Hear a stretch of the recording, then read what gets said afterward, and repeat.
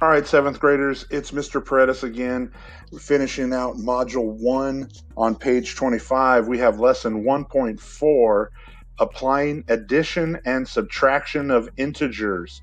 All right, so we're going to be solving multi-step problems here with adding and subtracting of integers.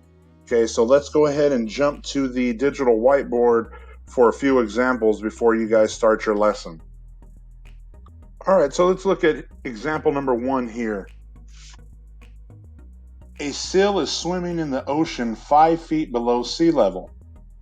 It dives down 12 feet to catch some fish. Then the seal swims 8 feet up towards the surface with its catch. What is the seal's final elevation relative to the sea level? All right, so we want to look at the information that we have. Okay, so it tells us it went down 5 feet below sea level already, right? So I know that's a -5 because it's 5 feet below.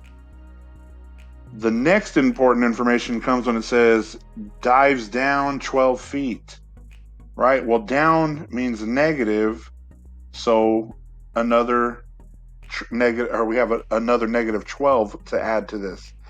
So looking at the next one, it says it swims 8 feet up towards the surface. Up would be a +8, not a -8. All right, and they have it here in our little picture to the left on the bottom. The seal is already at -5, travels down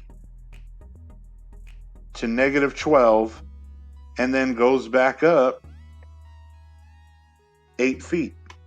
All right, so we want to represent that with our equation. So I have one here, -5 minus 12 plus 8.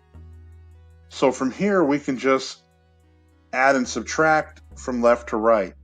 Okay, so -5 minus 12. This is what I'm going to start off with. They're both negative, so that means I can add them together and keep the sign. So 5 plus 12 is 17, and it stays negative. Then I can just bring down my +8, right? So now I have -17 plus 8. Opposite signs, so we can subtract and keep the sign of the number with the greater absolute value. So I'm going to go 17 minus 8, right? And that gives me 9. And because 17 is the greater absolute value, the answer is going to be -9. So it is -9 feet below sea level. All right, so let's look at example number 2. In this one, Irene has a checking account. On Monday, she writes a $160 check for groceries. Then she deposits $125. Finally, she writes another check for $40. What was the total change in the amount in Irene's account? Okay, so here we want to look at our important information, right? We want to find out what we know from this. So in her account, the first thing she did to her account was write a $160 check, right? So if she's writing a check, that means she's paying out or taking out $160. So that's a -160. Okay? Now the next thing we know is she deposits $125. Depositing means we're putting money into the account. So that's a positive, not a negative change. So we have a positive change of 125. The last thing she did was write another check. So since she wrote another check for $40 this time, that's another negative value, and this time it's $40. Now, ultimately, we need to find out what the total change was in her account. So, like the previous example, you can add and subtract going left to right. That's, perfectly fine. What I like to do is use commutative property in putting my negatives together and positives together. Sometimes this seems like a little easier method to do it. So let's go ahead and put our negatives together. So I'm just going to rewrite my equation as negative 160 minus 40 plus 125. Okay, so from here I want to combine these two first, the negative 160 and the negative 40, or negative 160 minus 40. So they're both the same sign, which means I can add them together and keep the sign. So 160 plus 140 would give me $200, right? And it's going to stay negative. And then this one I will just bring down, plus 125. Now I have two integers with opposite signs, right? One's a positive, one's a negative, and I just subtract them and keep the sign of the larger absolute value.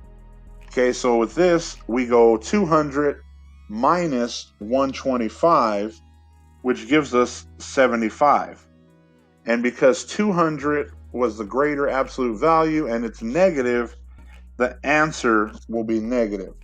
So there was a negative change of $75, right? So that is what the total change in her account is. All right, everybody. So here we are for example number 3, the last one.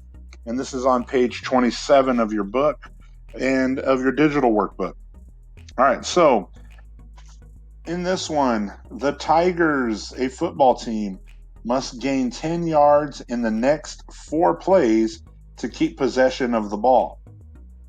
The Tigers lose 12 yards, gain 5 yards, lose 8 yards, and gain 14 yards. Do the Tigers maintain possession of the ball? Okay, so that's what we need to find out. Did they gain at least 10 yards? All right, so on the first play, it says the Tigers lose 12 yards.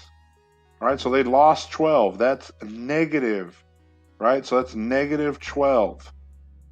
The next play, there was a gain of 5 yards.